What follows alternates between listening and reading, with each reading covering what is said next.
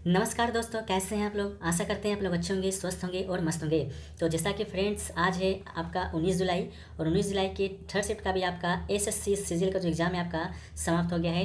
तो आज की इस वीडियो में देखेंगे कि 19 जुलाई थर्ड शिफ्ट में आपके जीके जिस के क्या क्या प्रश्न पूछे गए थे। लगभग सारे प्रश्न मिल गए हैं। एक दो जो प्रश्न आपके छूट गए होंगे वो आप लोग कॉमेंट सेक्शन में बता दीजिएगा, ठीक है। तो देखिए, आज का जो हमारा पहला जो प्रश्न आपसे पूछा गया फ्रेंड्स, वो पूछा गया था कि फारसी जो राजदूत थे अब्दुल रजाक किसके शासनकाल में आपका विजयनगर साम्राज्य में जो कि आपका आया था, ठीक है।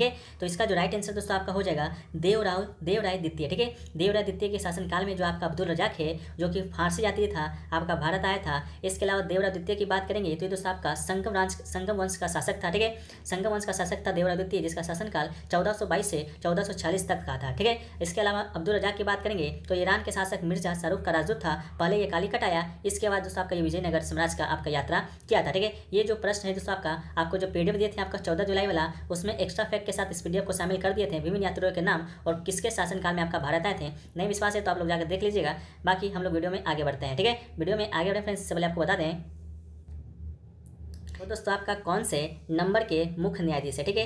एन वी रमन्ना के बारे में पूछा गया था। तो ये भी आपको कई बार प्रैक्टिस सेट में हमने कराया था, जब आपसे पूछा जाता था भारत के वर्तमान में मुख्य न्यायाधीश कौन है। तो एन वी जो रमन्ना है फ्रेंड्स, वो आपके भारत के 48वें मुख्य न्यायाधीश थे। तो इसका राइट आंसर आपका क्या हो जाएगा, 48वां हो जाएगा, ठीक है। इसके साथ ही साथ आपका वर्तमान में जो मुख्य न्यायाधीश है न्यायमूर्ति DY चंद्रचूड़, जो कि आपका वर्तमान में किन नंबर के हैं, तो 50वें नंबर के हैं। इसके अलावा अगले 49वें नंबर की बात करें तो 49वें नंबर का जो मुख्य न्यायाधीश है वो दोस्तों न्यायमूर्ति यूयू ललित थे, ठीक है। इसके अलावा फर्स्ट कौन थे, तो फर्स्ट की बात करें तो HG कानिया थे, जो कि 26 जनवरी 1950 से लेकर 6 नवंबर 1951 तक इनका कार्यकाल था, ठीक है। इसके अलावा बात करें मुख्य न्यायाधीश का, तो मुख्य न्यायाधीश की जो नियुक्ति है कौन करता है, तो दोस्तों आपका भारत का जो राष्ट्रपति होता है वही आपका मुख्य न्यायाधीश का नियुक्ति है जो कि करता है, ठीक है। इसके अलावा बात करें हम लोग पहली महिला जज की, तो पहली जो महिला जज है वो दोस्तों आपका फातिमा बीवी है, ठीक है। फातिमा बीवी पहली महिला जज होने के साथ साथ भारत की पहली महिला सुप्रीम कोर्ट की जज भी रह चुकी है।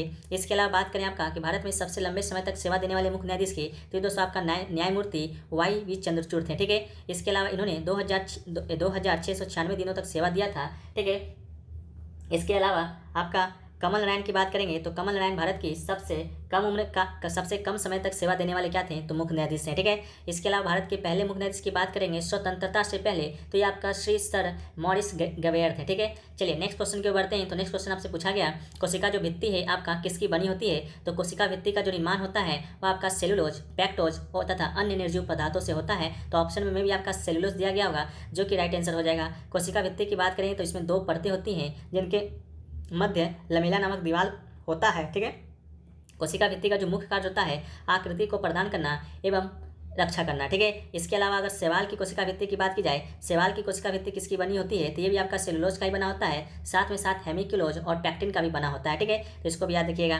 नेक्स्ट क्वेश्चन पूछा गया कि ओलंपिक खेलों का जो आयोजन है कितने वर्षों के बाद होता है। हालांकि ये क्वेश्चन आपका रिपीटेड है, पहले भी ये क्वेश्चन आपसे जो है पूछा गया था। तो ओलंपिक खेलों का जो आयोजन है आपका प्रत्येक 4 साल पर होता है। तो इसका जो राइट आंसर आपका हो जाएगा 4 साल हो जाएगा। इसके अलावा पहला बात करें कि पहला जो ओलंपिक खेल आपका कब हुआ था, ग्रीष्मकालीन वाला, जो कि आपका 1896 में हुआ था। ग्रीस की राजधानी एथेंस में हुआ था, इसको भी याद रखिएगा। ग्रीष्मकालीन कहने का मतलब ये आपका गर्मियों में खेला जाता होगा, ठीक है। नेक्स्ट आपका शीतकालीन ओलंपिक की बात करें तो ये पहला बार कब हुआ था, तो ये आपका 1924 में फ्रांस के सेमिनोक्स में हुआ था, ठीक है। पहली बार हुआ था। शीतकालीन आपका ठंड में खेला जाता होगा। शीतकालीन जो ओलंपिक है ये भी दोस्तों आपका कब खेला जाता है, कितने वर्षों के अंतराल पर खेला जाता है, तो ये भी दोस्तों आपका 4 वर्षों के अंतराल पर ही ये आपका खेला जाता है, ठीक है। इसको भी याद रखिएगा। इसके अलावा 2022 का शीतकालीन ओलंपिक की बात करें, ये दोस्तों आपका कहाँ हुआ था, तो ये दोस्तों आपका हुआ था बीजिंग चीन में हुआ था, ठीक है। इसके अलावा भारत ने पहली बार 1920 में ग्रीष्मकालीन ओलंपिक में एक टीम भेजा था, अगर आपसे पूछ दिया जाए। लेकिन आपका जो पदक है भारत ने कब जीता था, तो ये आपका 1928 में एम्स्टर्डम ओलंपिक में जीता था, जो कि आपका ये क्वेश्चन है जो कि बन चुका है। हॉकी में अपना पहला स्वर्ण पदक जीता था।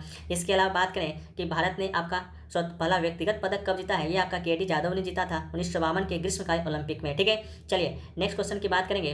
तो पूछा गया था कि आर्टिकल 172 के खंड 2 के तहत किसको भंग नहीं किया जा सकता है, तो दोस्तों आपका राज्य की विधान परिषद इसका राइट आंसर हो जाएगा, ठीक है। आर्टिकल 172 खंड 2 के तहत आपका राज्य की विधान परिषद को भंग नहीं किया जा सकता है। आपका अनुच्छेद 172 का खंड 2 कहता ही है कि राज्य की जो विधान परिषद है उसका जो कभी विघटन नहीं होगा, किंतु उसके सदस्यों में यथासंभव निकटतम 1/3 सदस्य संसद के द्वारा विधि के द्वारा इस नीति बनाए गए उपबंधों के अनुसार प्रत्येक द्वितीय वर्ष की समाप्ति पर शक के शीघ्र निवृत्त हो जाएंगे। ठीक है, ये जो आपका राज्य का जो विधान परिषद है वो आपका केंद्र का जो राज्यसभा है उसके समकक्ष ही काम करता है। जैसा कि आपका राज्यसभा काम करता है उसी प्रकार आपका राज्यों में राज्य की विधान परिषद है जो कि आपका काम करता है। इसको भी आप क्या कीजिएगा, याद रखिएगा। ठीक है, इसके अलावा आर्टिकल 172 की बात करेंगे तो ये आपका राज्य विधानमंडलों की अवधि के बारे में बताता है। राज्य विधानमंडलों की अवधि के बारे में बताता है। इसका जो खंड 1 है वह आपका प्रत्येक राज्य की प्रत्येक विधानसभा जब तक कि जल्दी भंग न हो जाए अपनी पहली बैठक की नियुक्ति की तिथि से 5 साल तक जारी रहेगा, इससे अधिक नहीं, और 5 साल की उक्त अवधि की समाप्ति पर विधानसभा के विघटन के रूप में कार्य करेगा। ठीक है, तो राज्य जो विधानमंडल होता है उसका दोस्तों आपका 2 सदन होता है। ठीक है, एक आपका विधानसभा और दूसरा आपका विधान परिषद होता है। तो अनुच्छेद 172 का खंड 1 में विधानसभा के बारे में उल्लेख है और खंड 2 में विधान परिषद के बारे में उल्लेख है। जिस प्रकार आपका जो संसद है, संसद में 2 सदन होता है, 6 और 7 लोकसभा और राज्यसभा, उसी प्रकार आपका विधानसभा में आपका ये दोनों आपका होता है। ठीक है, विधानसभा और आपका विधान परिषद। ठीक है, चलिए नेक्स्ट क्वेश्चन की बात करेंगे। तो नेक्स्ट क्वेश्चन पूछा गया, फयाज जो खान है वह आपका कौन सा वाद्य यंत्र बजाते हैं, ऐसा स्टूडेंट ने कहा था। लेकिन आपका इसका जो क्वेश्चन पूछा गया होगा फयाज खान कौन से घराने से संबंधित है। ठीक है, तो इसका जो राइट आंसर आपका हो जाएगा आगरा घराना, इसका राइट आंसर हो जाएगा। आगरा घराने के प्रमुख कलाकार की बात करें तो इस घराने के जो प्रमुख गायक हैं, एक आपके फयाज खान तो हो गए, लताफत हुसैन खान हो जाएंगे, एक आपका दिनकर काकनी हो जाएगा। ठीक है, इस परंपरा के पहले ज्ञात संगीतकार की बात करेंगे तो नायक गोपाल, इसका आपका राइट आंसर आपका राइट आंसर हो जाएगा। ठीक है, इसके अलावा नेक्स्ट क्वेश्चन आपसे पूछा गया कि चाय जो उत्सव है असम के कौन से जिला में मनाया जाता है। ठीक है, तो चाहे जो उत्सव है आपका असम के कौन से जिला में अगर मनाया जाता है, अगर ये क्वेश्चन पूछा गया होगा, अगर ऑप्शन में आपका डिब्रूगढ़ होगा तो डिब्रूगढ़ दोस्तों आपका इसका राइट आंसर हो जाएगा। ठीक है, डिब्रूगढ़ जिला इसका राइट आंसर हो जाएगा। इसके अलावा असम की बात करेंगे तो असम अपने काली चाय उत्पादन के लिए दुनिया भर में क्या है, तो प्रसिद्ध है। क्या है, तो आपका दुनिया भर में आपका प्रसिद्ध है। इसके अलावा प्रतिवर्ष 400 मिलियन किलोग्राम उत्पादन के साथ चाय अब असम का एक ब्रांड पहचान बन चुका है, जो कि भारत के कुल चाय उत्पादन का 50% है। और असम का जो डिब्रूगढ़ जिला का क्षेत्र है मुख्य चाय उत्पादक क्षेत्र से है और भारत में इसका निर्यात सबसे अधिक है। इस जिले को भारत का चाय का शहर भी कहा जाता है। ठीक है, चलिए नेक्स्ट जो क्वेश्चन आपसे पूछा गया है, नेक्स्ट क्वेश्चन आपसे पूछा गया है कि पैरा ओलंपिक 2020 में भारत ने आपका कितना मेडल है जो कि जीता था। तो ये भी क्वेश्चन आपका रिपीटेड ही आया है, रिपीटेड नहीं भी आया हो तो हमने आपको एक्स्ट्रा फैक्ट्स में बताया था कि भारत ने पैरा ओलंपिक 2020 हुआ था जो कि टोक्यो ओलंपिक के नाम से भी जाना जाता है, उसमें भारत ने 19 पदक अपने नाम किया था, जिसमें 5 स्वर्ण था, 8 सिल्वर था और 6 कांस्य पदक था। ठीक है, इसको भी याद रख लीजिएगा। अब आपका सिल्वर पूछा जाएगा, नहीं तो स्वर्ण पूछा जाएगा, अगर नहीं तो आपका कांस्य पदक है जो कि आपका पूछा जा सकता है। ठीक है, इसके अलावा भारत ने पहली बार पैरा ओलंपिक में हिस्सा कब लिया था, तो ये आपका 1968 में लिया था। ये जो टोक्यो पैरा ओलंपिक 2020 था उसमें भारत का अब तक का सबसे सर्वश्रेष्ठ प्रदर्शन था। इससे पहले आपका टोक्यो पैरा ओलंपिक से पहले भारत ने 12 पदक जीता था, लेकिन अब 19 पदक जीता है। इसके अलावा भारत की तरफ से 54 खिलाड़ी ने इस प्रतिस्पर्धा में भाग लिया था। इसके अलावा भारत का स्थान अगर पूछ दिया जाए, जो कि आपका प्रश्न बन चुका है पहले भी कि भारत का स्थान कौन सा था, तो आपका 24वां स्थान दोस्तों आपका क्या था, भारत का स्थान था। इसके अलावा 5 स्वर्ण, 8 और 6 कांस्य पदक जीता ही है, लेकिन सबसे ज़्यादा स्वर्ण की बात करेंगे, स्वर्ण सबसे ज़्यादा आपका चीन ने जीता था, ये भी प्रश्न बन चुका है। ठीक है, चीन इसके साथ पहला स्थान पे भी था, सेकेंड स्थान पे आपका ब्रिटेन था, थर्ड पे आपका यूएसए था, फोर्थ पे आपका रूस था और फिफ्थ पे आपका नीदरलैंड था। ये भी हमने आपको कई बार बताया है। ठीक है, तो इसके अलावा कल भी एक क्वेश्चन आपका आया था पैरा ओलंपिक से ही संबंधित कि हमारे पास पंख है। ठीक है, ये किस खेल का आपका थीम था, तो ये आपका पैरा ओलंपिक ही आपका राइट आंसर था। ठीक है, वी हैव फ्लाई, ठीक है, शायद वी हैव फ्लाई या कुछ था, उसका भी राइट आंसर आपका पैरा ओलंपिक ही था। नेक्स्ट क्वेश्चन जो पूछा गया कि calculate the percentage composition of hydrogen, sulphur and oxygen in sulphuric acid, यानी कि H2SO4 में आपका H का भी परसेंटेज, S का भी परसेंटेज और O का भी परसेंटेज है जो कि आपको बताना था। तो उसका जो राइट आंसर आपका हो जाएगा वो दोस्तों आपका हो जाएगा, ऑक्सीजन का जो परसेंटेज आपका होगा वो दोस्तों आपका 2.4% होगा। इसके अलावा हाइड्रोजन है, हाइड्रोजन का जो परसेंटेज दोस्तों आपका हो जाएगा वो दोस्तों आपका H2SO4 में दोस्तों आपका जो हाइड्रोजन का जो परसेंटेज होगा वो दोस्तों आपका 2.4% होगा और सल्फर का जो परसेंटेज होगा वो आपका 32.65% होगा और ऑक्सीजन का जो परसेंटेज होगा वो आपका 65.3% होगा। इसको थोड़ा सा सुधार कर लीजिएगा। ठीक है, इसके अलावा आपका बात करें सल्फ्यूरिक एसिड का, तो sulphuric acid H2SO4 is a strong acid and hygroscopic and oxidising properties. Sulphuric acid is a mineral acid with the chemical formula is H2SO4। ठीक है, चलिए नेक्स्ट क्वेश्चन की हम लोग बात करें तो नेक्स्ट जो क्वेश्चन आपसे जो पूछा गया है वो दोस्तों पूछा गया था जोरावर सिंह यादव। ठीक है, जोरावर सिंह यादव के बारे में पूछा गया था कि इनको 2019 में पद्मश्री का अवार्ड मिला था। वो पूछा गया था किस राज्य से इनका संबंध है, तो राइट आंसर आपका गुजरात हो जाएगा। इनको 2019 में कला नृत्य यानी कि लोकगीत में आपका पद्मश्री अवार्ड से नवाजा गया है। 2019 में से तो पद्मश्री आपका 94 लोगों को दिया गया था। 94 लोगों के बारे में डिस्कस करना यहाँ पर संभव नहीं है, तो आप लोग क्या कीजिएगा, हम 94 लोगों का जो नाम है आपको टेलीग्राम पर प्रोवाइड करा देंगे, लिंक डिस्क्रिप्शन में दिया गया है, आप लोग जाकर वहाँ से एक बार रीडिंग जरूर डाल लीजिएगा। ठीक है,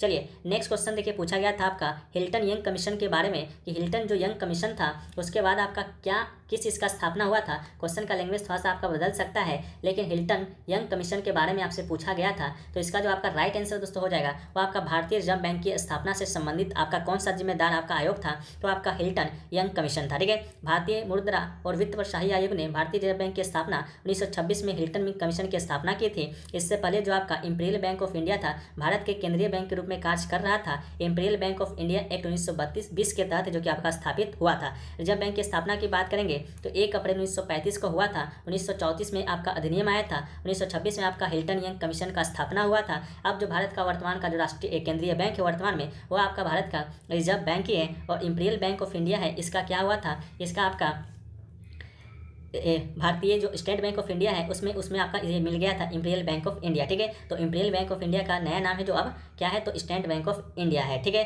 चलिए नेक्स्ट क्वेश्चन की बात करें तो पूछा गया था रायगढ़ जो घराना है किस शास्त्रीय नृत्य से संबंधित है, तो इसका जो राइट आंसर आपका हो जाएगा कथक, इसका राइट आंसर हो जाएगा। ठीक है, इसके अलावा रायगढ़ घराने की जो स्थापना है आपका राजा चक्रधर सिंह ने किया था, और ये सभी घरानों में सबसे छोटा है। इसकी ठुमरी, गजल, टोडा और बोल की अपनी रचनाएं हैं जो कि अपने आप में क्या है, अद्वितीय है। ठीक है, इसके अलावा ये ज़्यादा प्रसिद्ध तो नहीं है, लेकिन ये घराना शास्त्रीय और लोक परंपरा की अनूठी रोशनी के लिए नृत्य की एक क्या है, तो संहिता है। ठीक है, इसके अलावा अगला जो क्वेश्चन पूछा गया, ये 4 ऑप्शन दिए गए थे और चारों ऑप्शन में दोस्तों आपको बताना था इनमें से कौन सा और था, तो इसका जो राइट आंसर आपका था साइकस, आपका इसका राइट आंसर था। साइकस के सामने जो दिया गया था आपका टेरिडोफाइटा दिया गया था, जो कि आपका गलत था। साइडो जो फाइटा साइकस है, जो कि दोस्तों आपका टेरिडोफाइटा नहीं, ये आपका क्या है, तो जिम्नोस्पर्म है, यानी कि अनावर्ती वृक्ष है। ठीक है, इसके अलावा एक आपका पाइनस दिया गया था जो कि आपका राइट था, जिम्नोस्पर्मी दिया गया था। मोसेस के सामने आपका ब्रायोफाइटा दिया गया था जो भी बिल्कुल सही था, और रोज के आगे आपका एंजियोस्पर्म दिया गया था जो कि आपका बिल्कुल सही था। तो आपका ऑप्शन के क्वेश्चन के अनुसार आपका साइकस सही था,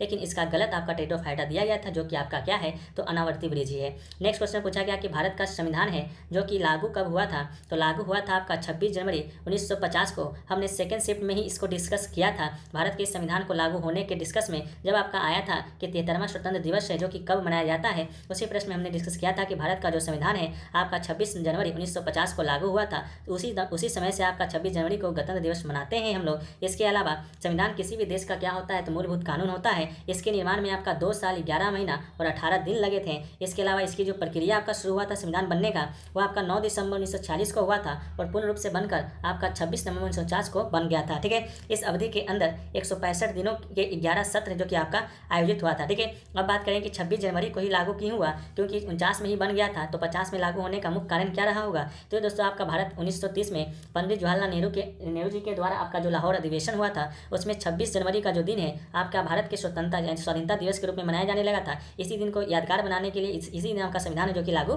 हुआ था। हालांकि कुछ प्रावधान आपका 1949 में ही लागू हो गया था, लेकिन प्रमुख हिस्सा आपका 26 जनवरी 1950 को ही लागू हुआ था। ठीक है, चलिए नेक्स्ट क्वेश्चन पूछा गया कि गांधी जी ने साउथ अफ्रीका से भारत कब आए थे, तो गांधी जी ने साउथ अफ्रीका से भारत 1915 में आया था। वो आपका 9 जनवरी का दिन था। 9 जनवरी को हम लोग प्रवासी दिवस भी मनाते हैं। गांधी जी जब भारत आए थे उसी के उपलक्ष्य में, तो 1915 इसका राइट आंसर हो जाएगा। अब पूछ दिया जाए कि गांधी जी दक्षिण अफ्रीका गए कब थे, तो 1893 में गए थे। अगर पूछ दिया जाए कि गांधी जी जब अफ्रीका गए थे तो कितने साल के थे, तो 24 साल के थे। लेकिन अब पूछ दिया जाए कि गांधी जी जब आपका भारत लौटे थे तो उस समय कितने साल के थे, 45 साल के थे, जो कि पहले भी SSC के द्वारा जो एग्जाम हुए हैं उसमें पूछा जा चुका है। ठीक है, नेक्स्ट क्वेश्चन देखिए पूछा गया पुस्तक जो इंडियन होम रूल था वो किसके द्वारा लिखा गया था। बहुत सारे पुस्तक स्टूडेंट बोल रहे थे होम रूल की स्थापना पूछा गया था, तो दोनों को हम डिस्कस करने वाले हैं। इंडियन जो होम रूल जो पुस्तक है वो लिखा गया था आपका मोहनदास करमचंद गांधी जी के द्वारा 1909 ईस्वी में। इसे हिंद स्वराज के नाम से भी जानते हैं। इसमें उन्होंने स्वराज, आधुनिक सभ्यता, मशीनीकरण इत्यादि पर अपने विचार व्यक्त किए थे। लेकिन अगर बात किया जाए होम रूल लीग की, तो होम रूल लीग की स्थापना आपका एनी बेसेंट ने किया था। एनी बेसेंट के साथ साथ बाल गंगाधर तिलक के द्वारा भी होम रूल लीग का स्थापना किया गया था अलग अलग क्षेत्रों में। अगर एनी बेसेंट के बारे में पूछ दिया जाए तो ये आपका 28 अप्रैल 1916 को मद्रास में होम रूल लीग की स्थापना की थी। इसके अलावा आपका बाल गंगाधर तिलक की बात करेंगे तो इन्होंने भी आपका अप्रैल 1916 में ही बेलगाम में आपका होम रूल लीग की स्थापना किए थे। ठीक है, दोनों को याद रखिएगा। नेक्स्ट क्वेश्चन देखिए पूछा गया था आपका, नेक्स्ट जो क्वेश्चन आपसे पूछा गया है वो दोस्तों आपसे पूछा गया था कि निम्नलिखित में से किस राज्य का मोलासिस बेसिन के नाम से, किस राज्य को मोलासिस बेसिन के नाम से जाना जाता है। ठीक है, किससे जाना जाता है, तो मोलासिस बेसिन। ठीक है, तो ऑप्शन में दिया गया था आपका फर्स्ट वन दिया गया था त्रिपुरा, सेकंड वन दिया गया था आपका असम, थर्ड वन दिया गया था आपका झारखंड और आपका अलगा जो दिया गया था मिजोरम दिया गया था। तो इसका जो राइट आंसर आपका हो जाएगा मिजोरम, इसका राइट आंसर हो जाएगा। मिजोरम को मोलासिस बेसिन के नाम से भी जाना जाता है जो कि नरम असंगठित क्या है, निक्षेपों से बना हुआ है। ठीक है, तो इसका राइट आंसर हो जाएगा। मिजोरम की राजधानी की बात करेंगे तो इसका राजधानी क्या होता है, तो आइजोल इसका राजधानी होता है। इसके अलावा बात करेंगे हम लोग स्टेट फ्लावर का, तो रेड वांडा इसका स्टेट फ्लावर होता है। इसके अलावा अगला त्रिपुरा दिया गया था, त्रिपुरा का राजधानी अगरतला, असम का राजधानी आपका दिसपुर और झारखंड का राजधानी आपका रांची हो जाएगा। लेकिन राजधानी तो आपसे पूछा नहीं जाएगा, बस ऐसे ही बता दिए। ठीक है, तो ये सभी जो प्रश्न दोस्तों आपका स्टूडेंट के द्वारा ही भेजे गए थे, लगभग सभी प्रश्न हमने डिस्कस कर लिया है। एक बार हम लोग गिन लेते हैं कि कितना प्रश्न आपके सामने डिस्कस किए जा चुके हैं। ठीक है, तो देखिए पहला जो प्रश्न आपका डिस्कस किया जा चुका है होम रूल से संबंधित एक प्रश्न, गांधी जी वाला 2 प्रश्न, इसके अलावा 3 प्रश्न आपका संविधान, चौथा दोस्तों आपका ये गलत बताने वाला, पांचवा आपका रायगढ़ गिराने वाला, छठा की बात करेंगे तो आपका ये रिजर्व बैंक ऑफ इंडिया वाला, सातवां जोरावर सिंह, आठवां दोस्तों आपका H2SO4, नौवां की बात करेंगे तो आपका पैरा ओलंपिक, 10वां की बात करेंगे तो डिब्रूगढ़ यानी कि अचम साई फेस्टिवल, 11वां की बात करेंगे तो फयाज खां, 12वां की बात करेंगे तो आर्टिकल 72, 13 की बात करेंगे तो आपका ओलंपिक और 14 की बात करेंगे तो कोशिका भित्ति और 15 की बात करेंगे तो आपका एनवी रमना और 16 की बात करेंगे तो फारसी राजदूत अब्दुल रजाक। ठीक है, तो 16 प्रश्न हमने आपके साथ डिस्कस किया है। बाकी आपका इतना में कितना सही हो रहा है आप लोग कमेंट सेक्शन में जरूर बताइएगा। बाकी और भी प्रश्न मिले हैं उसको एक बार हम लोग देख लेते हैं, हालांकि प्रश्न क्लियर नहीं है फिर भी देख लेते हैं। ठीक है, तो देखिए एक स्टूडेंट के द्वारा ये प्रश्न भेजा गया था, ज़्यादा तो प्रश्न आपका डिस्कस किया ही जा चुका है। तो थैंक यू सो मच, मेरा एग्जाम था, आप बहुत ज़्यादा हेल्प मिली है, काफ़ी क्वेश्चन डायरेक्ट आ गई थी। आपने अभी कुछ दिन पहले ही नंबर ऑफ ओलंपिक्स मेडल इजाज़त कराया था। हाँ, इसके अलावा पैरा ओलंपिक्स वाला हमने आपके साथ डिस्कस कर चुका है, H2SO4 वाला भी किया था, आर्टिकल 72 भी कर चुके हैं, होम रूल लीग भी कर चुके हैं, एम के गांधी भी कर चुके हैं। ठीक है, एक क्वेश्चन देखिए पूछा गया था आपका ये बाइकल कैस्पियन सी एंड 2 मोर सी का अकॉर्डिंग डेप्थ अरेंज करना था। तो इसका अगर आप लोग राइट आंसर जानते हैं तो आप लोग कमेंट सेक्शन में जरूर बताइएगा। ठीक है, तो एक क्वेश्चन देखिए पूछा गया था कि एक बहुत डिफरेंट क्वेश्चन था जो कि एनी स्टेट नॉर्थ